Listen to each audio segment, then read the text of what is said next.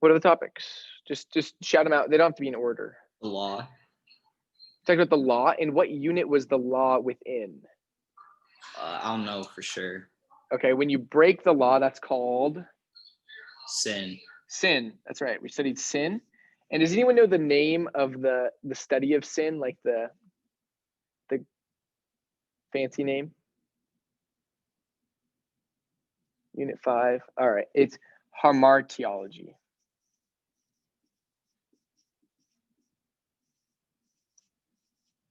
Okay, what else have we talked about? That was the unit we just covered, actually. Unit 4. Oh wait, no, that was 5. Let's go with Chloe. What were some other topics that we covered so far? If you have to reference Google, you might have to reference Google Classroom. I might butcher your whatever it's called. That's fine. Okay, the Takoge. The Takoge, yeah, we talked about the tree of the knowledge of good and evil. And that was couched within the study of man. What's the study of man called in theological terms?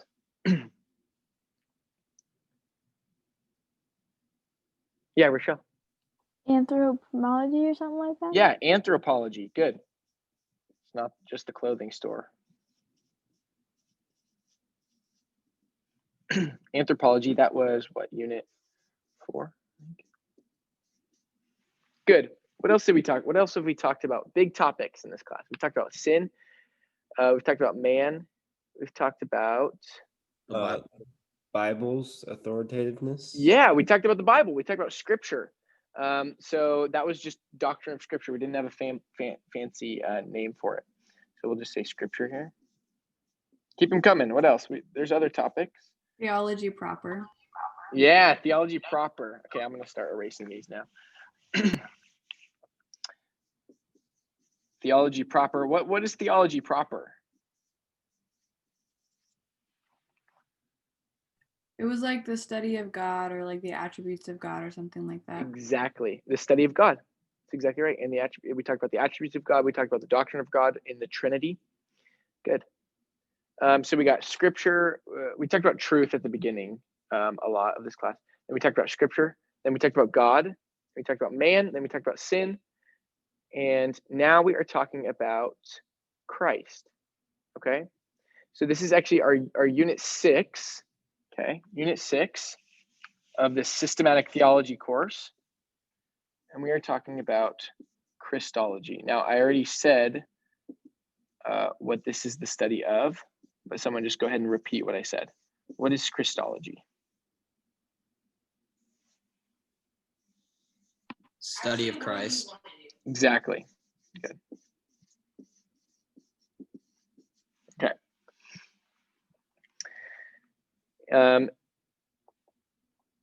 Your guys' test on Monday, upcoming Monday, will be on units 3 through 5. So 3 was theology proper, 4 was man, and 5 was sin.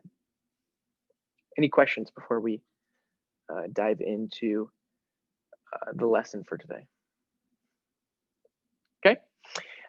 This is Christology. Today we're going to be talking about Christological heresies. Someone go ahead and review, what is a heresy? You get to use that fun word to say it in my class.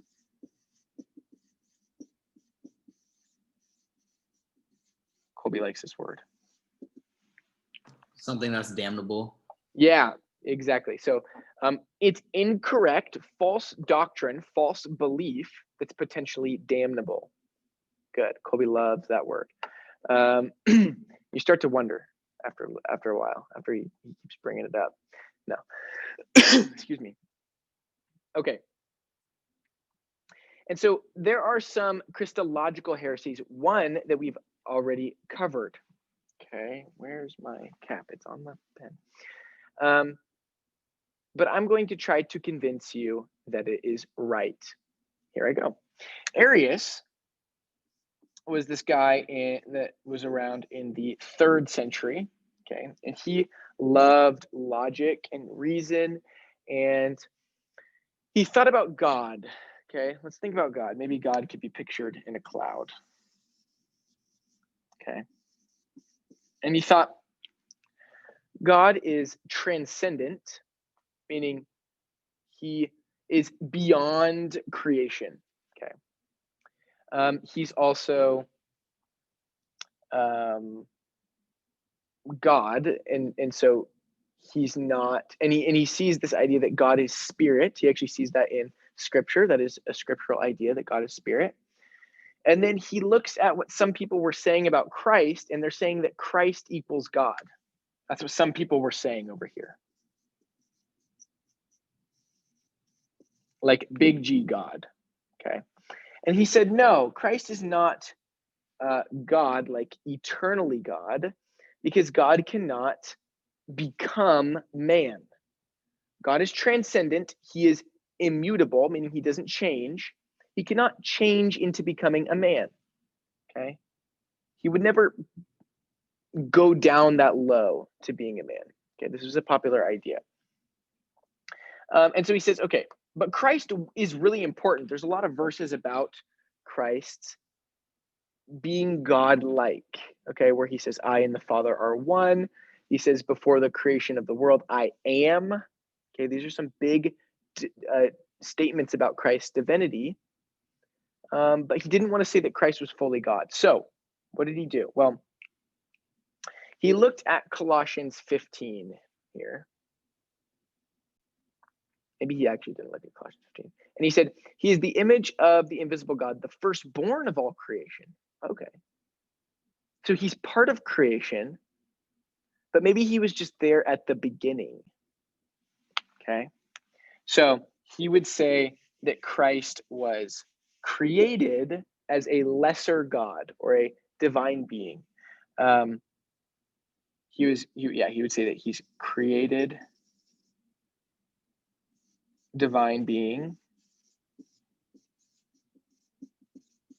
And he said this famous line. There was a time when the Son was not. Okay. Are there any passages that you guys know that talk about, that go against this doctrine? Okay. That might indicate why it's a heresy. Maybe it's not. Maybe you think this is Orthodox doctrine. Any verses you guys know that would help counteract this?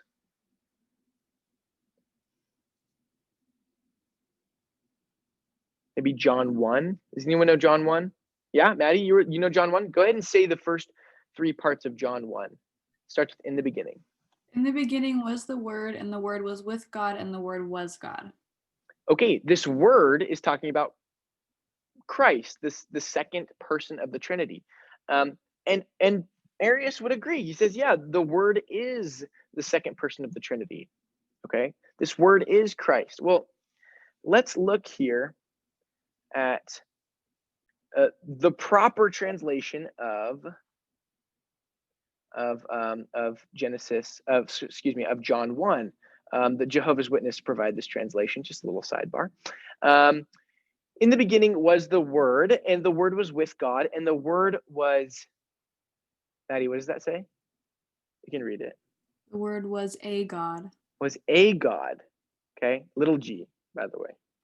So just so you guys are clear, there are modern day Arians is the term that follow this belief, and they translate John 1:1 this way.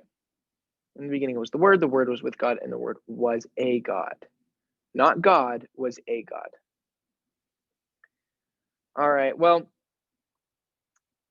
unfortunately, so let's ask what you guys think of this. How many of you guys are comfortable with this idea? Maybe both. Maybe you're like, yeah, Jehovah's Witness translation, it's cool. Maybe it's not the best, but it's cool. Like you're fine with it.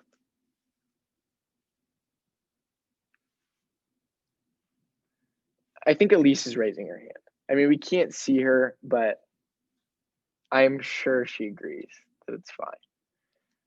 Elise, okay, Elise is going to be our Arian today. Okay. I could show you guys a Donald and Connell video. Do you guys remember those guys who talked about the Trinitarian heresies, those Irish guys? It's just so complicated. If we get to it, we can watch it at the end, okay? But what Donald and Connell do, well, and maybe we'll watch the beginning and then I'll explain. Well, we'll watch the beginning to see a little bit of Donald and Connell. I gotta share my sound. Oh, it's sharing. This is titled Donald and Connell Learn That Jesus Isn't Divine. You might need to turn down your volume. Here you go. Oh wait, let's expand that guy first.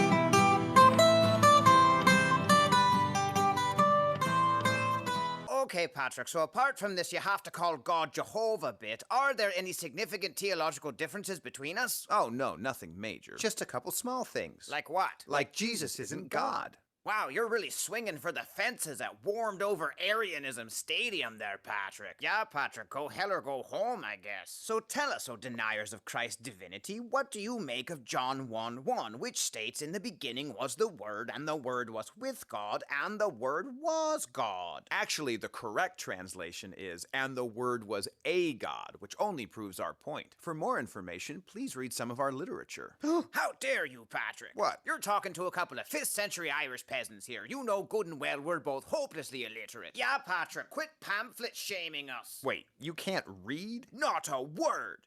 Now let's dive into the grammar of John 1:1 to address your terrible translation. So, in Koine Greek, there is a series of words for the definite article known in English as the. How? Okay, I'm going to help explain this. So in Greek, which is what the New Testament is written in, the language, in Koine Greek, meaning Old Greek, the is a word, okay, in Greek. And you're like, okay, well, the. Why is that important to emphasize? Because the word for a and an, okay, like if I'm going to say a shoe, there's no word for a. But if I wanted to say the shoe, referring to the definite, that's the definite article, I would say one of these Greek words here, okay? They're going to talk about, that's what they're going to talk about right now. There's no word for the indefinite article a. On account of this, whilst translating, it's common to add the indefinite article before a noun if the definite article is missing. For example, Matthew 5:14, you are the light of the world, a city set on a hill cannot be hidden. Exactly. Okay, that was also more confusing. So what is happening here is every time there's an arrow, it's pointing to the word that means there. So here in this sentence, this word that looks like to means the, okay? And so it's there. And they actually have a word to use for the. But here, where they're saying a and a, there's not a word. That's why it's represented by this box here, okay? The whole point of this is this idea that there are words in Greek for the, but there's no words in Greek for a or an, okay? All right, I guess we can keep watching and see what Donald and Connell say. It cannot be hidden. Exactly, and there's no article before theos in John 1:1c, which is why we translate that section as, and the Word was a God. So clearly John is saying. Okay, so what the Jehovah's Witness and these guys are saying is that when you look at the Greek here, okay, this is the word theos in John 1:1, okay? This word means God. There's no article. Now, this kai, this word kai means and, okay? But there's no article here. You guys see that? There's no word in between there. But theoretically, when you're translating, you could say, well, this could either mean a God, or just God. Okay? You guys understand that those are the two translation options here? when you're in the Greek? Okay. Now, a Greek reader and a Greek, like, they would understand with the context that you don't need, whether or not you need to add an A or whether or not you don't. But in English, we have to like see the A. We have to see like the indefinite article, as it's called. Okay. But the context here, and I'm just going to finish because Donald and Con will get really confusing with their Greek. Basically, the context of the passage indicates that it's not a God, and it's actually God. Okay. So we can actually have this be in our notes here. So John 1:1, that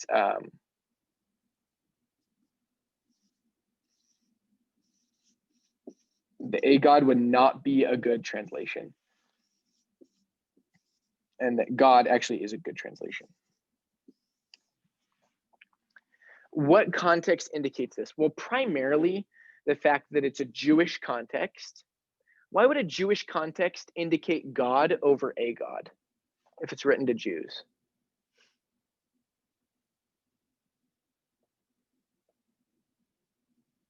Because like Jews, like the laws that you shall know other gods before me, so they are only serving one God. So exactly, they didn't even believe like in multiple gods, and if they did, they viewed them as like way lesser, and like a Jew reading this would not hear a God, they would hear God. Okay, one other thing that you guys should see this in the Greek translation, and yes, we're going back to the Greek here.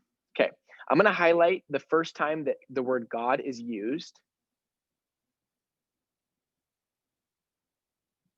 Oh wait, in the beginning, okay, was the word, and the word was with God.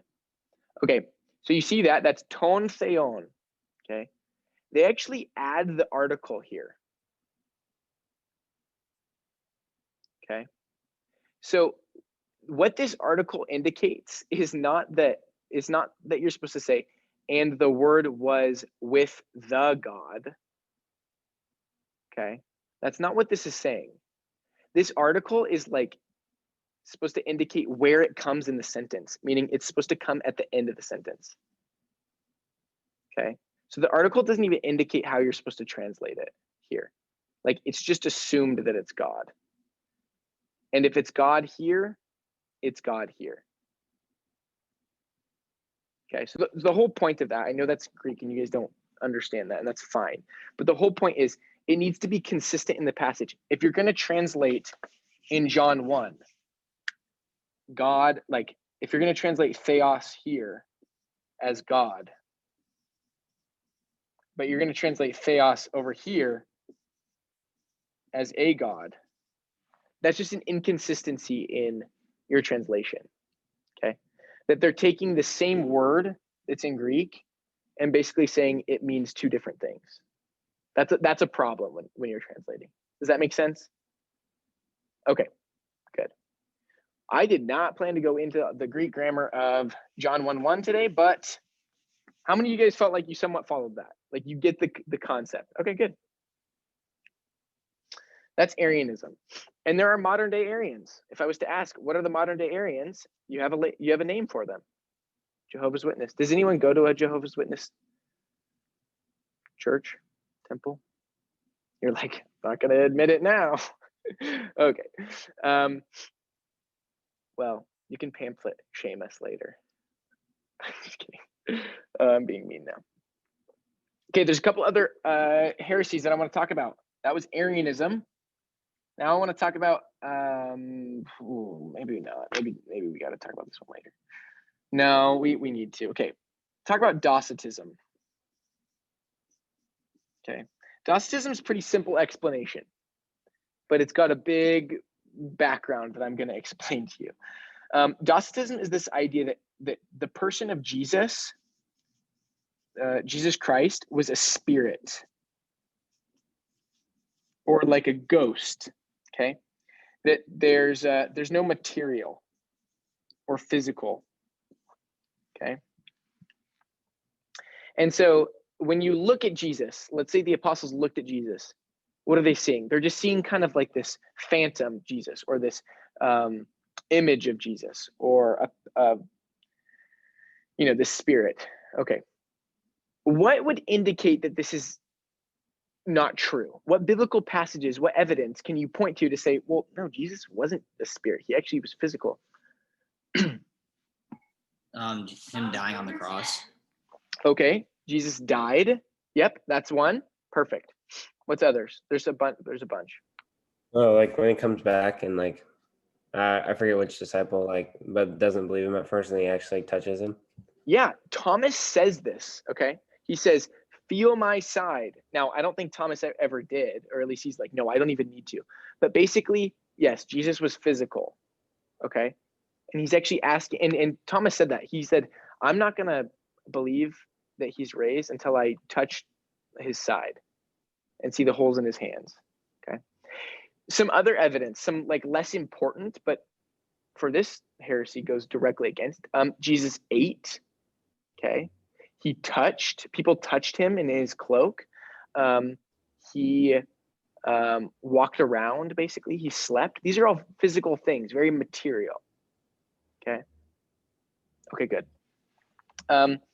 This Docetism comes out of another heresy. Okay. A broader heresy called Gnosticism. Has anyone ever heard of Gnosticism? Okay.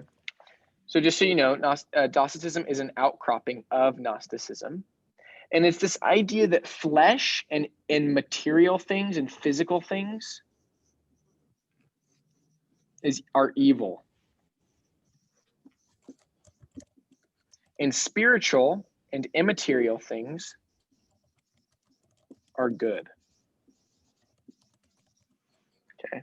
It's actually this idea, now it gets even weirder, excuse me, that like the physical or that there was like this evil God that created material in the beginning, and then the spiritual God gives special knowledge, and these like humans are supposed to transcend their physical bodies with this spiritual knowledge. Like it's kind of weird, like kind of Eastern mysticism stuff. But Christians have denied this. Okay.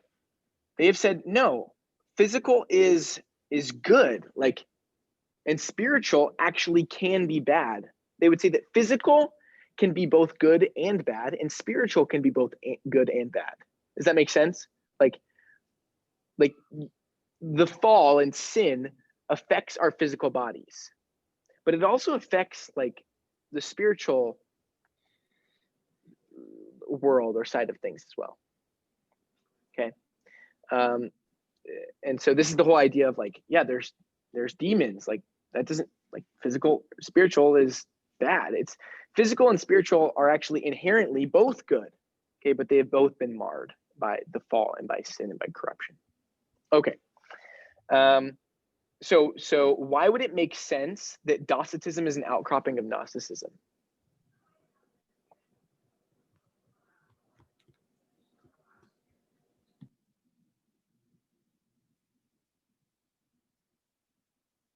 Well, because then if Jesus was physical, then he would have to be bad. Like, exactly. Yep. Exactly. That Jesus is any part of Jesus can't be bad. And so if he's physical, he's bad. So how do we deal with this logically? He's not physical. Okay. Gnosticism has made a comeback. Okay. I've actually heard this. Okay. So there's this idea that the vertical matters. Now, when I say vertical, what do I mean? Excuse me. In your life, if I said like, okay, well, I'll just tell you. It basically means our relationship with God. Okay, the vertical. Have you guys kind of heard this describe that? And then the horizontal would be our relationship with this world or with other people. Okay, so you have the vertical and the horizontal spheres or realms that man interacts with. And I've actually heard this from Christian speakers that the horizontal doesn't matter, that this world will pass away. Okay, and that all that matters is your relationship with God. Is that true?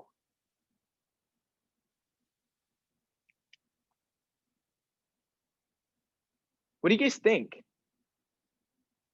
So we'll say, like, I'll give a check mark and then an X for basically the world and your horizontal and your life now. Like, it's not important, okay? But your relationship with God is. Well, but what we do on this world can affect us in heaven, right?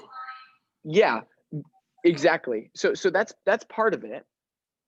Okay, another part of it is like, and I think this speaker would actually agree with that. They would say, well, the stuff you do on earth matters because it affects your vertical. Okay. But even that is even wrong thinking. Now, it's good to understand that these affect each other. Okay. But Gnosticism, I think, or even influenced you guys a little bit, because this is not like the spiritual in and of itself is not the ultimate goal. Okay, let me explain what I mean here. Spiritual and physical are good together. And so when we think about eternity,